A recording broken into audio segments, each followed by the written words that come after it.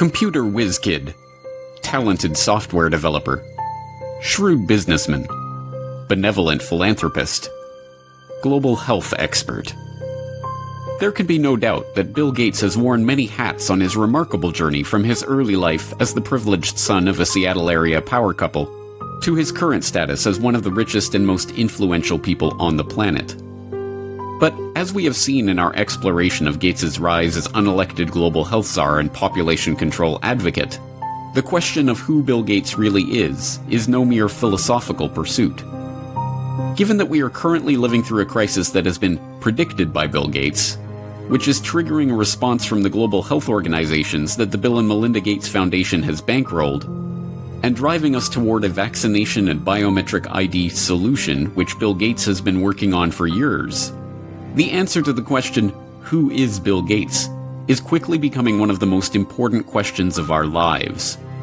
That answer will not only tell us about the world that we are living in, but about the one that we are being thrust into, and how we can avoid it.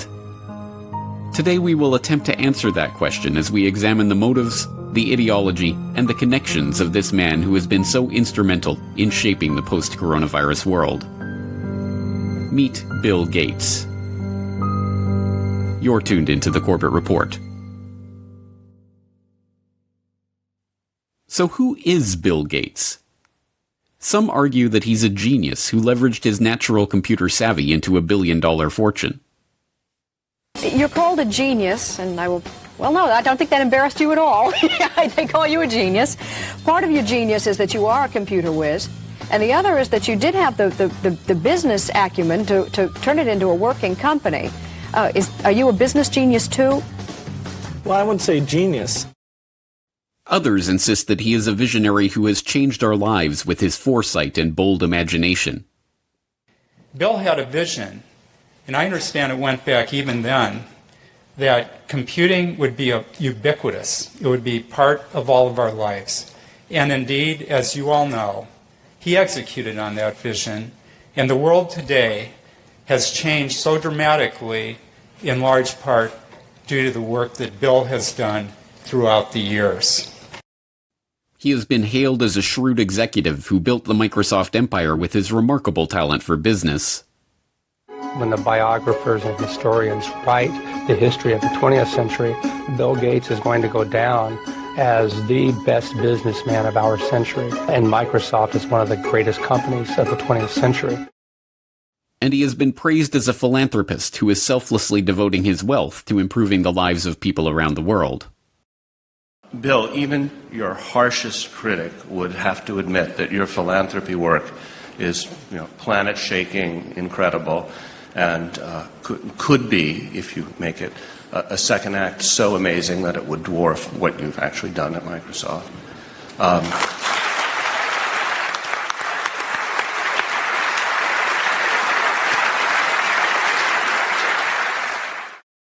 But, like anyone of his status, he has his detractors. In the 1990s, he was often portrayed as the greedy head of the evil Microsoft monopoly. Bill Gates isn't content with his Windows system running just a few PCs. He wants it to run the world, spreading like a computer virus into our faxes, our phones, our TV sets, and yes, even our toasters. But in the age of the coronavirus crisis, he is most often treated like some sort of epidemiologist or leading health researcher. Back here with us once again to talk about this, as well as testing, treatments, and more, Bill Gates, co-chair of the Bill and Melinda Gates Foundation. Bill, thanks so much for being back with us. It's been a little over a month since you were here, and at that time, you said the U.S. had not hit its peak. So at this point, do you think we have peaked, and where do you think we are right now in kind of the arc of the pandemic? But in truth, none of these perspectives are accurate. Microsoft's big break famously came from a deal to provide software for IBM as they moved into the personal computer market.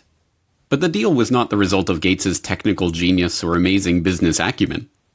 As has been quietly admitted by IBM executives in the years since, Microsoft was given their shot at the chance to work with Big Blue as a result of Gates' mother's relationship with IBM CEO John Opel.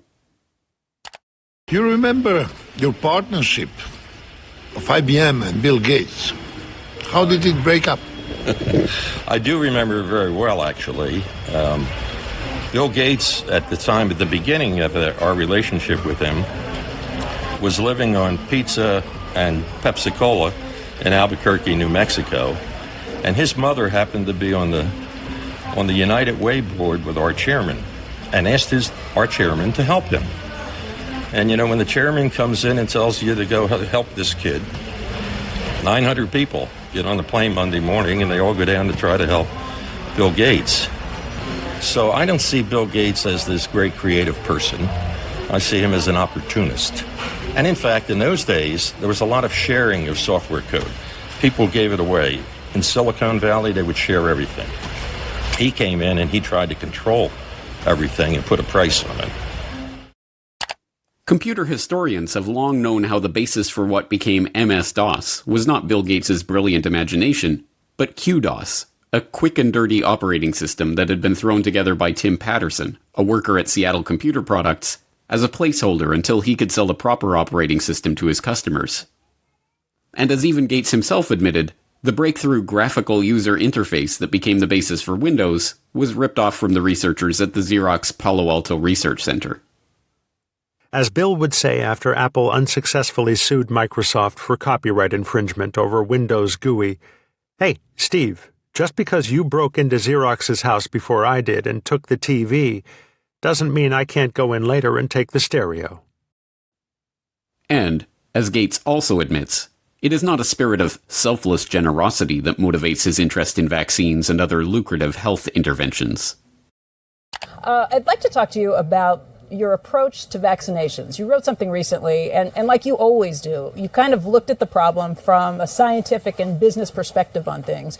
You've invested $10 billion in vaccinations over the last 2 decades, and you figured out the return on investment for that, and it kind of stunned me. Can you walk us through the math? We see a phenomenal track record. It's been $100 billion overall that the world's put in. Our foundation is a bit more than $10 billion. But we feel there's been over a 20-to-1 return. So if you just look at the economic benefits, that's a pretty strong number compared to anything else. As we have seen, Gates's philanthropic investment scheme has paid off well, with his $50 billion net worth having ballooned to over $100 billion after his decade of altruism in the vaccine market. As critics of his foundation have repeatedly pointed out, the 9 million people who die every year of hunger would be best served by securing food supplies, running water, and other basic necessities, not costly medical interventions for rare diseases. But there is no return on investment to be made from that kind of charity. No, this is not about charity. It is about control. The population control grid that Gates has been quietly funding into existence for the past decade, a biometric identification system tied to a digital payments infrastructure that will be used to track, catalog, and control every movement, every transaction, and every interaction of every citizen, is just now coming into view. But the real question is, why is he doing this? What drives a man like Bill Gates, a man rich beyond the wildest dreams of avarice, to spend his time and invest his fortune in schemes to control the population? To find the answer to that question, we have to examine Gates's family background. Bill Gates, it should not be surprising to learn, was born into money. His great-grandfather, J.W. Maxwell, was the president of National City Bank in Seattle. His grandfather, Willard, was also a banker, and his grandmother, Adele, a prominent Seattle civic leader.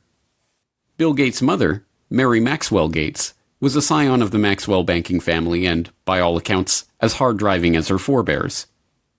She served as a director of several companies, including First Interstate Bancorp and KIRO-TV of Seattle.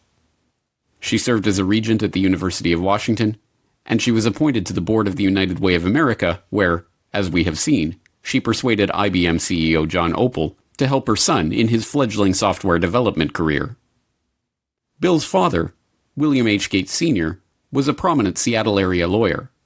He co-founded a powerful law and lobbying firm, helped Howard Schultz in his bid to buy Starbucks, served on the boards of numerous companies and organizations, and, along the way, had a profound influence on his son's life and career. My dad was large presence, both physically and in terms of his wisdom. He worked very hard, so he'd leave in the mornings, often before we had breakfast, and get home in time for dinner. I always looked up to my dad in terms of how hard he worked. At the dinner table, my dad would go through various lawsuits and expect us to follow along. He had high expectations. The young Bill Gates, technically William H. Gates III, although his card-playing family dubbed him Trey, learned much from his parents. From his mother's banking family, he inherited a nose for the dollar, as one childhood friend's father called it. From his hard-driving, legal-minded father, he learned the value of legalizing business arrangements. As a child, he even had a legal contract drawn up to grant him the use of his older sister's baseball mitt. These traits would not earn him many friends, but they served him well as he began to bring order to the anarchic software development community of the 1970s. At that time, software for the brand new personal computer market was the realm of computer hobbyists, people whose excitement about the microcomputer revolution and love of engineering and problem-solving led them to develop and share code freely with each other. But this was no good for the young Bill Gates, who, even before Microsoft was off the ground, was already dreaming of commoditizing this hobby and turning it into the basis of a business empire. In 1976, with the ink still wet on Microsoft's first contract with Micro Instrumentation and Telemetry Systems of Albuquerque, New Mexico, the then 21-year-old Gates wrote an open letter to hobbyists, excoriating the early computer enthusiasts who represented his main market for sharing Microsoft code for Altair Basic. As the majority of hobbyists must be aware, most of you steal your software. Hardware must be paid for, but software is something to share. Who cares if the people who worked on it get paid? Is this fair? The royalty paid to us, the manual, the tape, and the overhead make it a break-even operation. One thing you do is prevent good software from being written. Who can afford to do professional work for nothing? What hobbyist can put 3 man-years into programming, finding all bugs, documenting his product, and distribute for free? The fact is, no one besides us has invested a lot of money in hobby software. We have written 6800 BASIC and are writing 8080 APL and 6800 APL, but there is very little incentive to make this software available to hobbyists. Most directly, the thing you do is theft. The letter was awkward and tone-deaf, as many people have described the young Bill Gates in his social interactions. It heaped vitriol on the very people who would be the customers of any future business, and tried to change an established culture of sharing software code merely by decree. Even Apple computers, which would go on to be one of the prime purveyors of walled garden systems that restrict users' ability to control their own computers, scored an easy marketing victory by responding to Gates' angry letter with a reminder that, yes, folks, Apple Basic is free. But the gauntlet was thrown down, and Gates would have his way. Although freeware and other forms of open-source software development still exist, the establishment of software code as legally protected intellectual property has led to the rise of billionaires like Gates. A nose for the dollar and a knowledge of how to use the legal system to get what you want were not the only things to emerge from Bill Gates' childhood, however. His parents also encouraged discussion about the family's charity work and the causes they held close to their heart. As Gates revealed to Bill Moyers in 2003, those causes included the population issue, which sparked a lifelong interest in reproductive health. One issue that really grabbed me as urgent were issues related to population, reproductive health. But did you come to reproductive issues as an intellectual? When I was growing up, my parents were always involved in various volunteer things. My dad was head of Planned Parenthood, and it was very controversial to be involved with that. Gates tips his hand when he equates issues related to population with reproductive health. The topic is particularly controversial because population control and reproductive health have been used for half a century as a euphemism for eugenics, the discredited pseudoscience that holds that certain families are fit to be leaders of society by virtue of their superior genes. As we saw in Why Big Oil Conquered the World, eugenics was a field named and codified by Francis Galton, cousin of Charles Darwin. Ostensibly concerned with heredity and what would later be known as genetics, the eugenicists believed that the rich and powerful were rich and powerful not because of luck or chance or happenstance, and certainly not from the deployment of cutthroat business tactics and underhanded dealings. No, the rich and powerful had attained their status because they came from better stock. Conversely, the poor were poor because of their defective germplasm. As transparent as it seems to us today that this ideology was a self-serving self-justification for the ruling class, it was quickly taken up as the great social crusade of the early 20th century. From Teddy Roosevelt to H.G. Wells to Julian Huxley to Winston Churchill, there was widespread support for the eugenicist notion that society must strive to make sure that the rich and well-born breed as much as possible, and the poor, infirm, and feeble-minded be prevented from having children.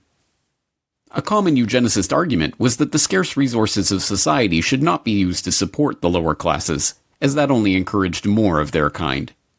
Instead, life-saving medical care and intervention should be rationed so that those resources can be best put to use elsewhere.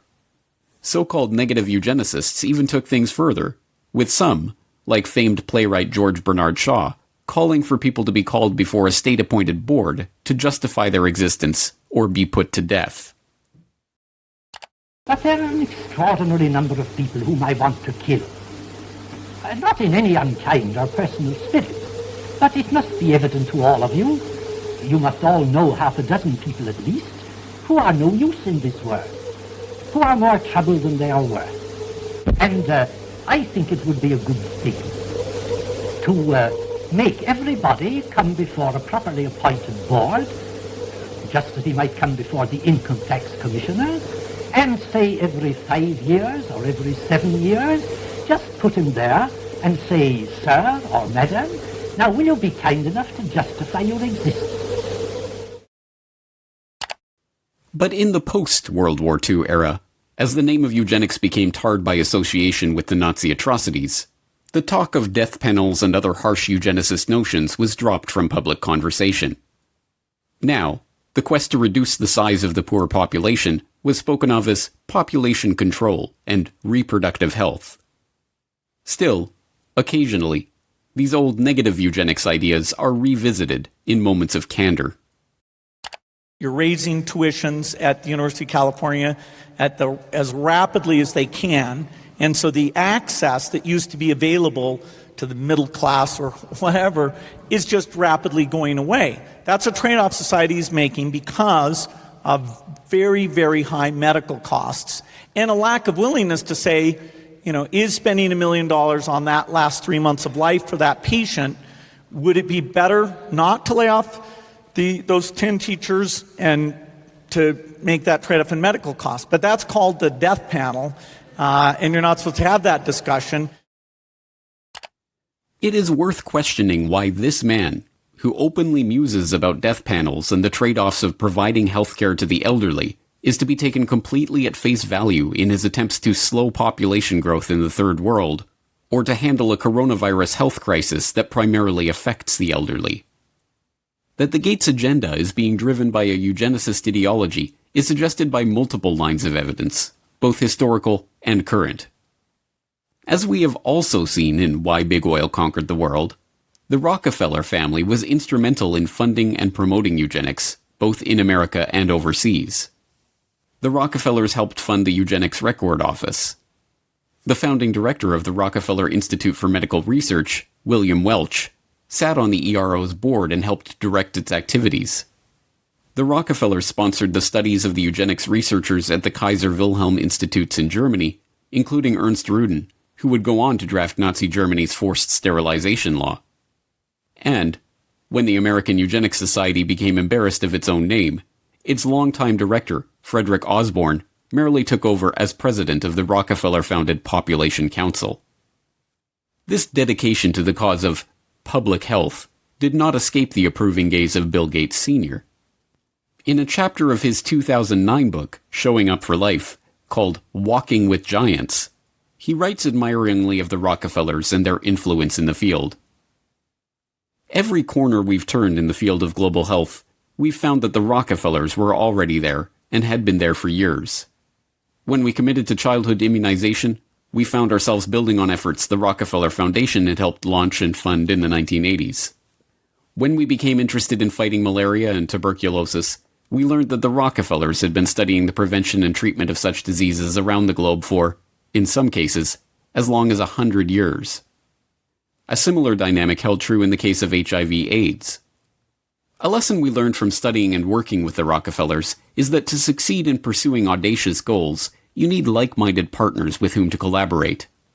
And we learned that such goals are not prizes claimed by the short-winded. The Rockefellers stay with tough problems for generations. As Gates Sr. suggests, it is by working with like-minded partners that such great achievements in the field of global health can be made. For the Gates, these like-minded partners include the Rockefellers themselves. Bill Gates Sr. got to discuss global health, agriculture, and environment with the likes of David Rockefeller Sr. and David Rockefeller Jr. at a meeting on Philanthropy in a Global Century at Rockefeller University campus in 2000. And Bill Gates, as we have seen, co-hosted a meeting on reducing the population with David Rockefeller in 2009.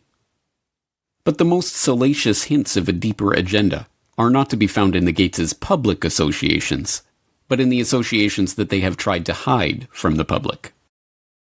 Jeffrey Epstein may be dead, but this story isn't. A shocking new report from the New York Times sheds light on the connection between Microsoft founder Bill Gates and the late Jeffrey Epstein. After Gates' name came up in connection with Epstein and MIT Media Lab, Gates gave a statement to the Wall Street Journal where he insisted he did not have any business relationship or friendship with Epstein. But new reporting from the New York Times outlines numerous meetings between Gates and Epstein and a conversation with Bill and Melinda Gates' foundation, a connection between their foundation and JP Morgan to set up a charitable fund that would financially benefit Epstein. You know what I want to know? Why?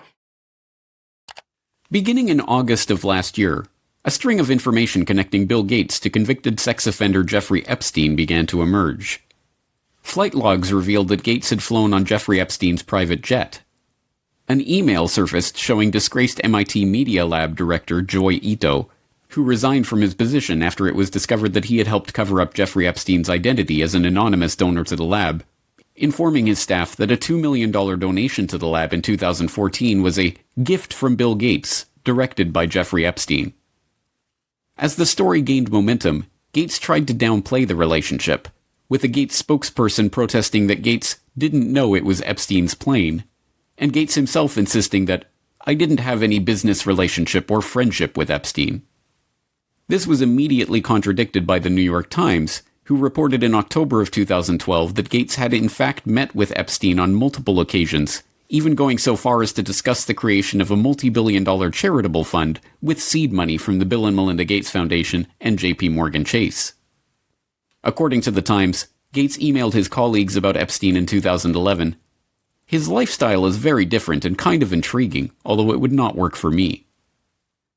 Epstein's will even named Boris Nikolic, a Harvard-trained immunologist who served as the chief scientific advisor to both Microsoft and the Bill and Melinda Gates Foundation, and who appears in the sole publicly known photo of Epstein and Gates' 2011 meeting at Epstein's Manhattan mansion, as the backup executor of Epstein's estate. It is not difficult to see why Gates would try to distance himself from his relationship with a child sex trafficker. Epstein, after all, is suspected of ensnaring high-ranking politicians, businessmen, and even royalty in an intelligence-directed honeypot operation, recording them in the act of sexually abusing underage girls and using that evidence as blackmail. But, as it turns out, the attempt to suppress the Gates-Epstein story may have been an attempt to suppress the revelation of an altogether different shared interest. Sources say several accusers have come forward in New Mexico, where Epstein owns a sprawling ranch. According to a new report published in the New York Times, not verified by NBC News, Epstein wanted to use the ranch for controlled breeding, using his DNA to improve humanity. Citing 2 award-winning scientists and an advisor to large companies and wealthy individuals, the article reports Epstein surrounded himself with leading scientists and would tell them he wanted to have 20 women impregnated at a time on the ranch. The already scarcely believable Jeffrey Epstein story took another bizarre turn in August of 2019, when it was reported that Epstein hoped to seed the human race with his DNA. As the New York Times explained, Epstein's plan to impregnate 20 women at a time at his New Mexico ranch in order to seed the human race with his DNA, a plan he told to a number of the scientific luminaries he kept in his orbit, put a modern gloss on a very old idea. Mr. Epstein's vision reflected his long-standing fascination with what has become known as transhumanism, the science of improving the human population through technologies like genetic engineering and artificial intelligence. Critics have likened transhumanism to a modern-day version of eugenics, the discredited field of improving the human race through controlled breeding. Epstein's interest in genetics led him to sponsor a number of scientists working in the field, including George Church, a Harvard geneticist whose lab received funding from Epstein's foundation from 2005 to 2007 for cutting-edge science. Church publicly apologized for his connection to Epstein, which included several meetings a year from 2014 onward. This was neither the first nor the last time that this unassuming Harvard biologist, whose cutting-edge science often strays into controversial areas, caused a public scandal. In 2019, Church proposed a genetics dating app, which was immediately denounced as applied eugenics. Church also acted as scientific advisor to Editas Medicine, a startup seeking to use the genome editing tool CRISPR-Cas9 to eliminate diseases by deleting the parts of a genetic code responsible for the illness. In 2015, the company announced it had raised $120 million from a group led by Epstein's appointed backup executor, Dr. Boris Nikolic. Naturally, that group of investors included Bill Gates. Yes, Bill Gates is certainly following his father's advice to collaborate with like-minded partners. So the question remains, is Bill Gates motivated by eugenics? Given that eugenics went underground over half a century ago, we are unlikely ever to unearth a frank admission along those lines from Gates himself. After all, there are no longer any card-carrying members of the American Eugenics Society. The society was rebranded in the 1970s when, as the society's founder noted, it became evident that changes of a eugenic nature would be made for reasons other than eugenics, and that tying a eugenic label on them would more often hinder than help their adoption. But there was an American Eugenics Society in the 1920s, and it just so happened to boast a William H. Gates on its member roster. But perhaps that is just a coincidence. And there was an American Eugenics Society in the 1960s, when William H. Gates II was preceded as head of Planned Parenthood by Alan Guttmacher, who simultaneously served as the director of the American Eugenics Society. And perhaps it was coincidence that the Bill and Melinda Gates Foundation organized their London Summit on Family Planning, at which the Gates recommitted themselves to funding population control in the Third World, in July 2012, on the anniversary of the first International Eugenics Congress, held in London exactly 100 years prior. And perhaps it is reaching to compare the young Bill Gates' dating preferences to the genetic-based dating favored by modern-day eugenicists. I interviewed several women who had dated Bill just briefly, and one told me the very first question Bill asked her was, "What did you score on your SAT test?"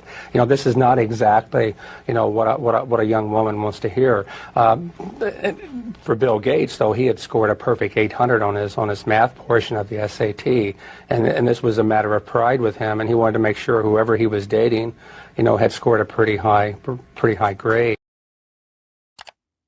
No, we cannot expect an answer about Bill Gates' true motives to come from Gates himself. By this point, the question of Bill Gates' intentions has been buried under the combined weight of hundreds of millions of dollars of paid PR spin.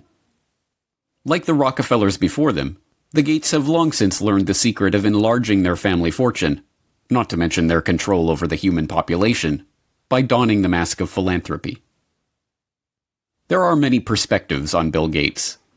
Depending on who you ask, he is a computer savant, a genius businessman, or a saintly philanthropist. But all of these perspectives have been brought to you through PR outlets founded or funded by the Bill and Melinda Gates Foundation. Bill Gates is no longer a subject for historians but hagiographers. Now we must confront the question of why this man is motivated to build such a web of control.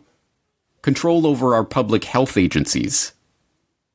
And for all 193 member states, You must make vaccines a high priority in your health systems to ensure that all your children have access to existing vaccines now and to the new vaccines that have recently become available. Control over our identities.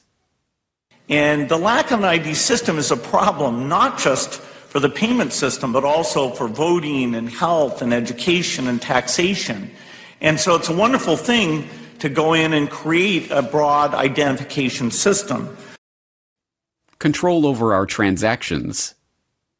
Once financial flows go underground, where you have lots of legitimate transactions mixed in with the ones you want to track, and once they're going over a digital system that the U.S. has no connection to, it's far more difficult to find the transactions that you want to be aware of or that you want to block. And even control over our bodies. But we're going to have this intermediate period of opening up, and it won't be normal until we get an amazing vaccine to the entire world. We must confront the possibility that this quest for control comes not from a selfless spirit of generosity that never seemed to exist before he became a multi-billionaire, but from the same drive for money, the same desire for domination, and the same sense of superiority that motivated him on his way up the corporate ladder. But if the answer to the question, who is Bill Gates, is Bill Gates is a eugenicist, that tells us some important things about the world that we are living in. It tells us that Gates is deceiving the public into supporting his takeover of the world with a false front of philanthropy. It tells us that the goal of the Gates, like the goal of the Rockefellers before them, is not to improve the world for humankind, but to improve the world for their kind.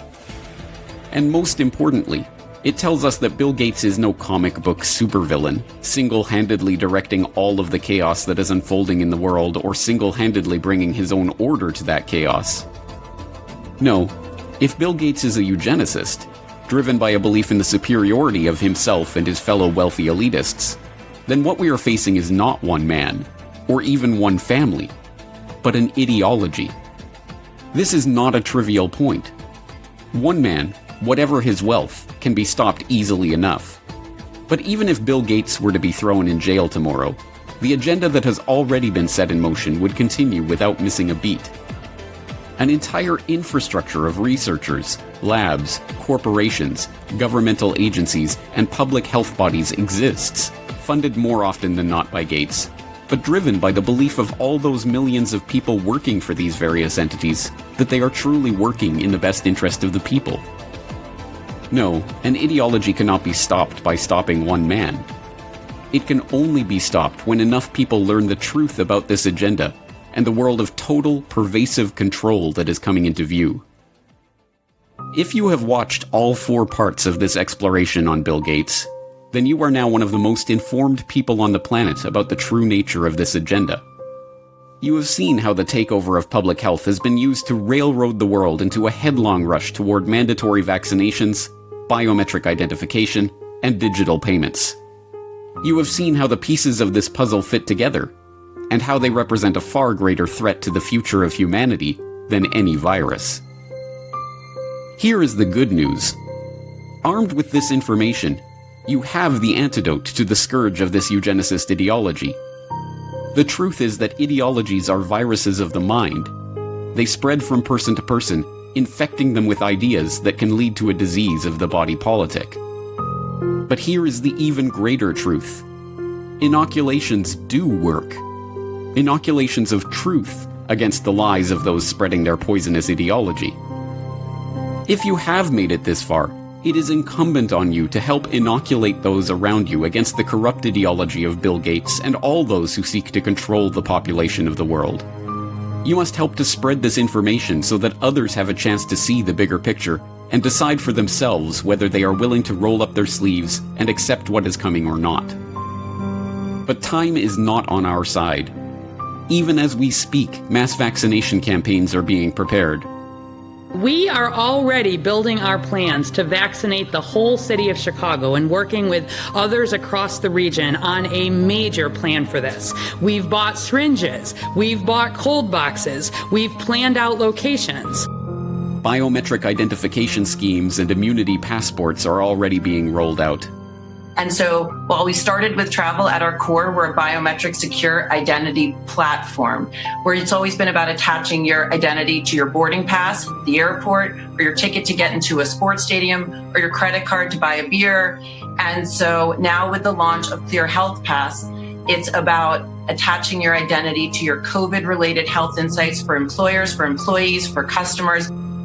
Programs for tracking, tracing, and surveilling the entire population are already being beta tested. Today we are launching another useful tool that can supplement the critical detective work we are conducting in public health. Alberta Trace Together is a voluntary, secure, mobile contact tracing application to help prevent the spread of COVID-19. And the digital payment infrastructure, the system of financial exclusion that will allow governments to turn off our access to the economy at will, is being put into place. In order to avoid the risk of transmission through physical handling of money, we encourage the use of cashless transactions, such as mobile money, M-Pesa and otherwise, and credit cards. People are using touchless payment systems much more than they're using cash, both because we're not interacting with people directly as much anymore, and also because cash is kind of skeezy.